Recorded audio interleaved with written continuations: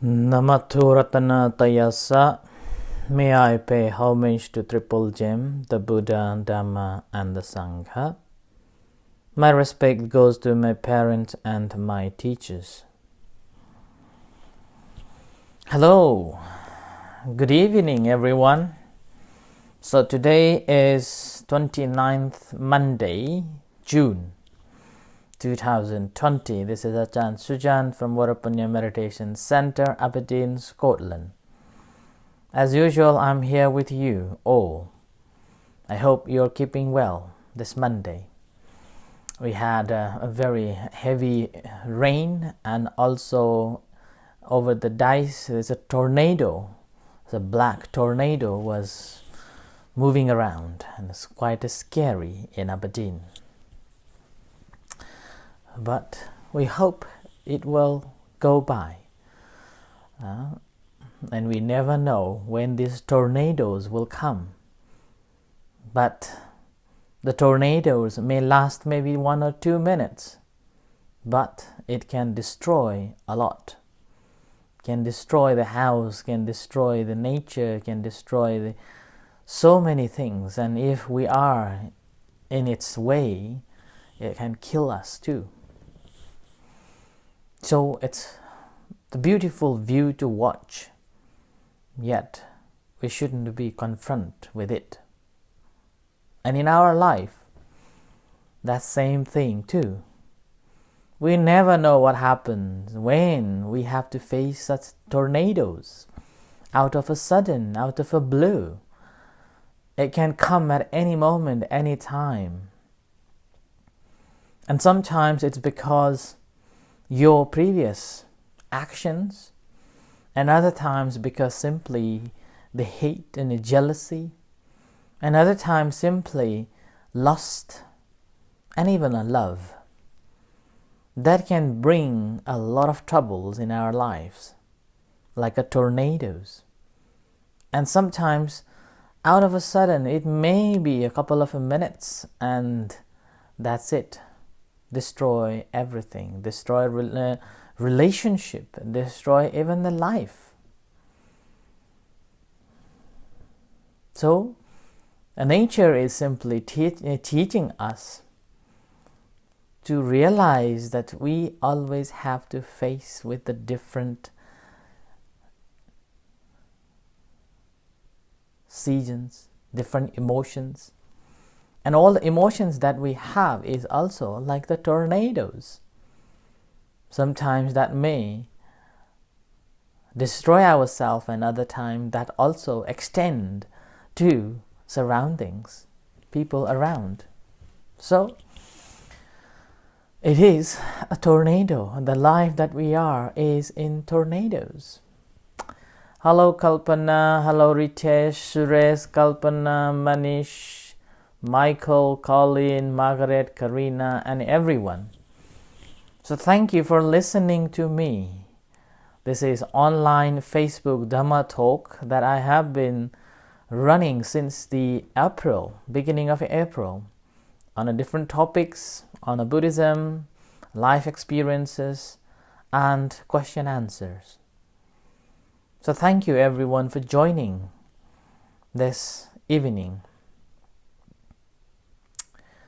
So today, because of the tornado and because of this rain patches, few minutes rain and then gone, and then suddenly there is a sunshine, and again a wind comes, as we have a saying that we can experience 4 seasons in a day in Scotland.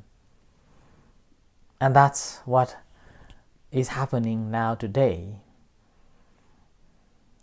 So we have a rain, we have a sunshine, and we have a wind, and we have a tornado. And when we reflect in our life too, our emotions are like the tornadoes. Sometimes it's so heavy, other times it's just the patches of rain, and other time it's so gloomy, and other time it's so blossoming, entertaining, and everything changed. And all is conditions on the things that we perceive. things that we see, words that we hear. And then basically these are the two main causes of boiling emotions. Things that we hear, words that's unpleasant, or words that is not true, or words that is so harsh, then suddenly we feel that's not right. And we become boiled, we become unhappy, we become emotionally so frustrated, get angry, and we want to either fight or the flight mode begin.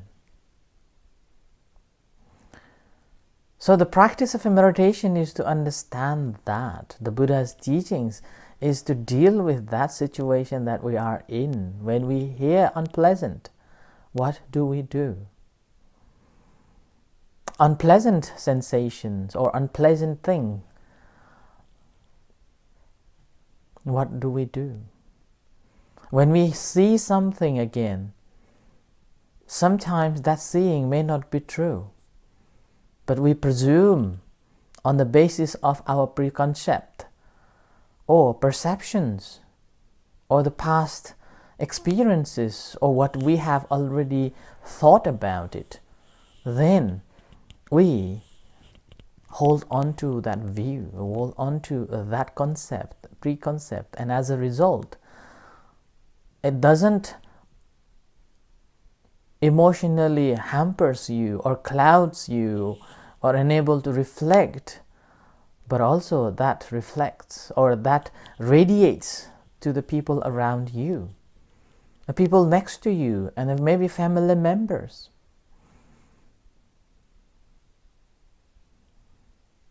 And the things that you see may not be the truth at all the time.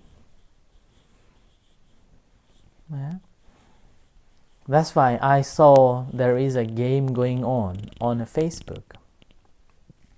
One person will be writing on your back, and you are writing on a piece of paper, copying what is been written on your back. A person who is writing on your back, he is writing or she is writing any picture or any symbol or any words, and you as a one who is copying, when you are writing as you feel. And what I have understood from watching a couple of these clips, that a person who is writing on a piece of a paper, copying their friends or the other member who is writing on his back, on her back, has got their own concept and creates the picture. And with that creation of the picture, you are holding to that view. And when you hold on to that view, whether it is wrong or whether it's not true, you believe that this is true. You believe strongly that that's true. And you walk with that. And that is a blind man walking. So it's very, very important to know that. It reminds me of a story when I was very young and I read one cartoon. And this cartoon is about one day a farmer took his son with him to the field. When they arrived, a farmer saw that a frog is eating a snake. And he pointed to his son that, "Son, look at that that's incident. A frog is eating a snake," and which is a very unusual sight. Who can believe? Normally people see and have commonly known that snake eats frog, not a frog eats the snake. And after that scene, father gently told his son, "My son, you never speak about this to any of your friends at school or at a village." And he said, okay, Dad. And days passed, and one day, out of a sudden, during the conversation, he spoke that, "Few days ago, I and my father went to the field and we saw frog is eating snake."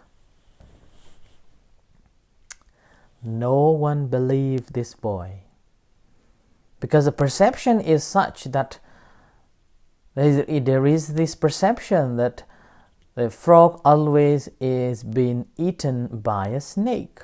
And how come a frog can eat the snake? So they laughed at him, and they kind of discredited him, and they shouted and laughed, and he felt very sad. And he felt very, very, down.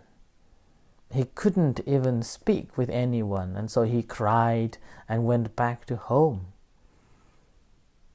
And when he was crying, because father has told him not to tell, but he told, and then now he saw the result of it. And that's how he was so crying. And his father told him, "It's okay, son. What you have done is done." And a few weeks later, in his house, one of the cows gave birth a calf. And a calf normally will drink milk from the cow. And now he trained this calf along with the boy, and he told the boy, "Son, take this calf to get to the river. Let it have a bath, and then bring it before letting it to drink milk." So early few days, it was very hard to drag this calf to the river and get it bathed and come back to let it drink milk from mother. And it was very hard. The boy was very hardly trying, dragging the calf to the river and let it bath and have the milk. And before even getting the milk, the calf has to stay and watch. So this training goes on.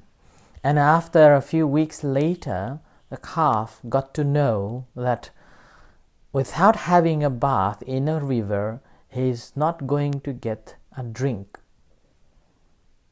So, as soon as a father and son arrives, and they sat to milk the cow milk, the father told the son, "Now you can release calf."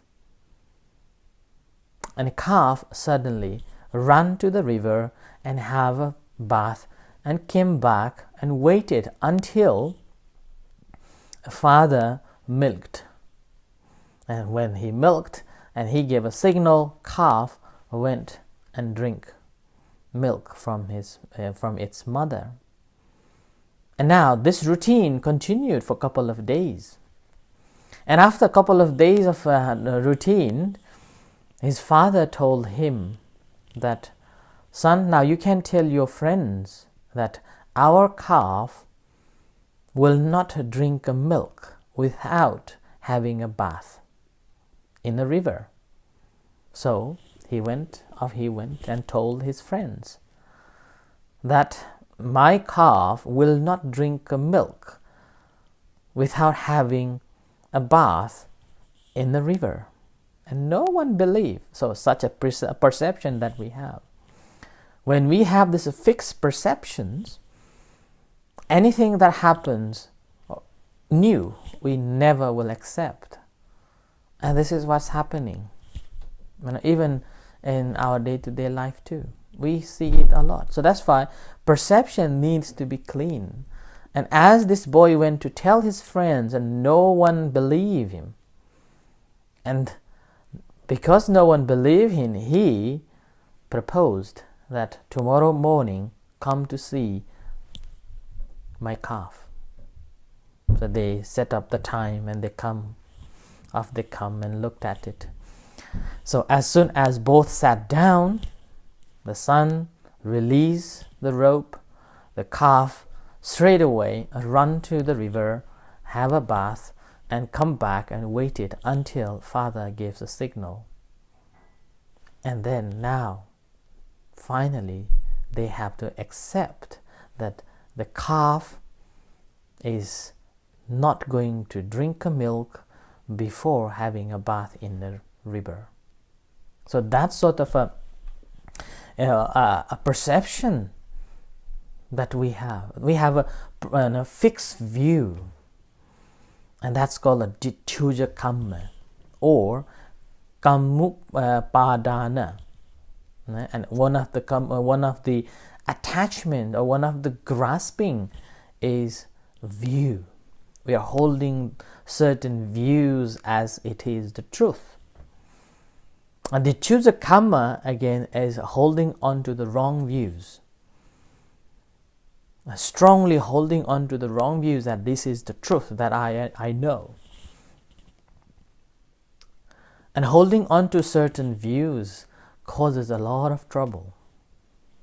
That's why there is a saying, even if you hold that Buddhism is only the religion is the truth, rest of others are not, then already you are holding the view. And once you have hold that view, then that will be the fixed concept you have, fixed perceptions you have. And doesn't matter how good other reasons will be, doesn't matter how reasonable others' view will be, you will simply reject. You will simply reject to accept it. You won't be accepting it at all. So, this is what we need to know, that practice of a meditation or practice of a Buddhism is to get rid of these preconcepts that is already imprinted, which has become the perception, and we are holding on to that perception that this is what I know, this is the truth. So we have to change that perception. So that's why I call Buddhism is a way to change the perception. Buddha always encouraged us to open up your eyes, open up. See, there is a beyond the seeings. There are so many things beyond what you know.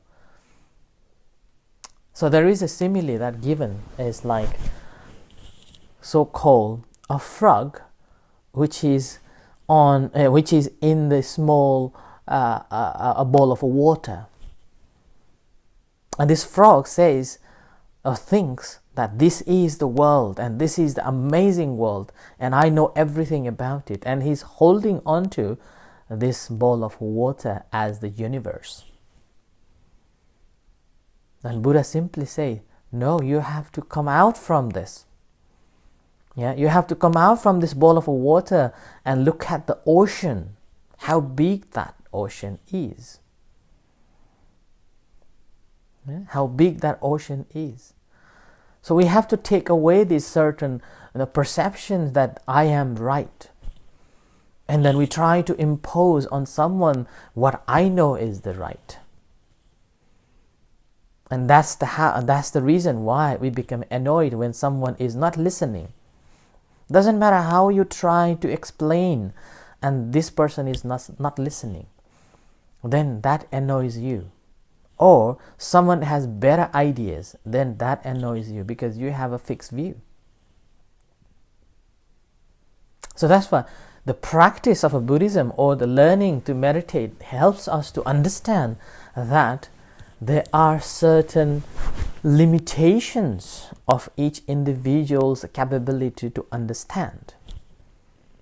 And in the meantime, that doesn't mean that we are the greatest. We are the one who knows. Oh, I know. Yeah? So, that's very important. Yeah? And that's why we need to be very open-minded. An ability to take everything in. And when we look at the Buddha's discourses, normally in the first volume of the discourses is that the Digha Nikaya, the longer discourses. In that longer discourses, almost all the discourses are conversation, debate. When he goes to the debate, he never rejects others' view. He simply accepts their views and says that, oh, this view, your view is good. It is leading to this way. But there is a better than that way, and that is the Eightfold Noble Path. And if you follow this, it brings you a happiness. And again, he didn't impose. He simply presented. And it's up to the listener, take it or not. So, the changing the perception. And this is not holding on to a one view. And so dittuja kamme means having the wrong view as the truth.